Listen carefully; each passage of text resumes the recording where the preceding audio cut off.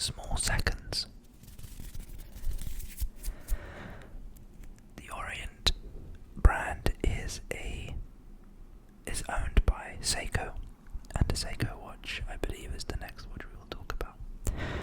The reason it is called Smallseconds, as I'm pointing to in this video, is because of the Smallseconds complication within the dial. So instead of having a second hand, as we can see in this watch, where the red hand is moving, that is the second hand. It is a small complication within the larger watch. And that is the Orient Bambino Smallseconds. The reason I bought it is for a dinner that I'm going to have at work soon. And I thought I need a watch that I can dress up. And this is, quite an easy choice because it's very simple. It's a very straightforward watch with minimal design. Unfortunately, the strap is not the correct strap for this watch. I would prefer a more simple strap, which I did order. The strap that I ordered is just a plain brown strap with no stitching, as the current strap I'm wearing fits more the watch that I'm actually wearing on my wrist. It is an automatic watch, which means there is a rotor, as I am showing, which spins around as you walk around and move your hand, which powers up a power reserve within the watch, which then charges the watch and makes the seconds move. Next up is the Seiko SKX. I believe it's the SKX, but I'm not 100% sure. It is 200 meters waterproof diver's watch. And you can tell that it's a diver's watch by the rotating bezel on top of the watch, which is used to calculate how much time has passed from where you've set it. So here you can see that I am rotating the bezel down to the minute hand. When it rotates, it makes a clicky sound, a tactile clicky sound, that you can gauge how many more clicks to get to the position that you need it to go to, which sounds something like this.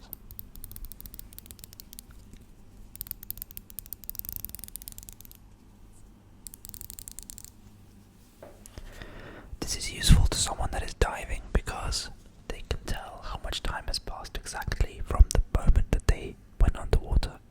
So at a glance you can see 5, 10, 15, 20 minutes and so on.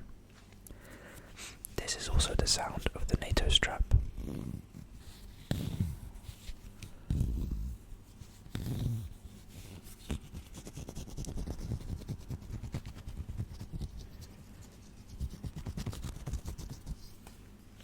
Up next we have the Hamilton Khaki mechanical. Let me show it to you up close. It's called a Khaki mechanical because it is from the Khaki family of watches from Hamilton. Mechanical meaning that unlike an automatic watch which has a rotor which rotates as you move, you have to manually wind the crown, as I am showing here. This is what winding the crown sounds like. Apologies. This is what the winding the crown sounds like.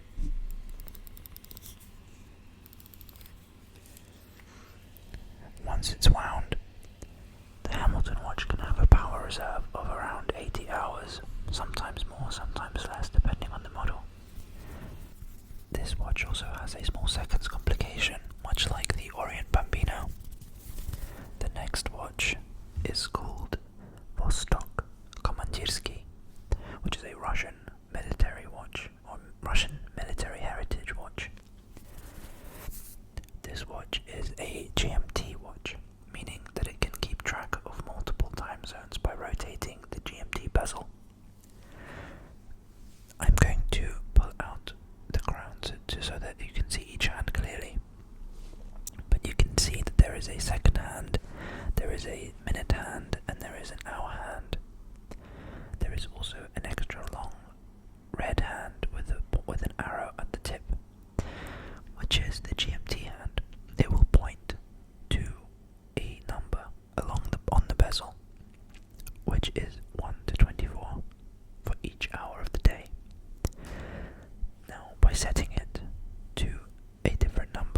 say you're setting it to a country which is 2 hours ahead of your current country. So I'm in the UK, and if I wanted to keep track of time in Poland, I would set the bezel to 1 hour ahead of my current time, and that way at a glance I can tell what time it is in Poland. It's not the best example because it's only 1 hour ahead, but you get the idea. This watch is very special to me because it was a gift from someone that's important to me, and I also just love the way it looks. I've currently got a NATO type strap. I don't think it's a traditional NATO, it's kind of elasticated, but I do love this watch. Now lastly, Raoul Brown, which is a hefty watch, which was a gift from my grandfather. It is a German watch when he got it in Germany when he was there for work, and it is also a diver's watch like the Seiko SKX. It is just a much more beefy version. It has 1000 meters of water resistance or waterproofness. This watch also has a date complication on the right on the 3 o'clock indice, and it is extremely thick, and it is extremely heavy for a watch relative of its size. I think it's pure stainless steel, which is where the weight comes from. And I think it's a true enthusiast watch because you don't really see it out that often. You have to kind of know what it is to buy it and appreciate it. That on the side is called a helium release valve, which has to do with maintaining pressure when you go very deep underwater, and as it's designed up to 1000 meters. Unlike the Seiko, which doesn't have the helium release valve, the Seiko can only go 200 meters. On the face though, it does look quite nice. It's very classic design, but just very minimal, and it also resembles the way it has the waves on the dial, which is similar to a very popular and very expensive watch called the Omega Seamaster. The waves representing the sea or the ocean. Now lastly, this watch is called the Addis Dive Flieger Homage, which is an homage to a watch called the IWC pilot's watch. I don't know the exact reference that it's trying to, let's say, copy, but this is a much more affordable variant, and I put a Flieger strap on it, which you can see that it's a Flieger meaning a pilot's watch strap, by the 2 pins, which is very sort of traditional Flieger.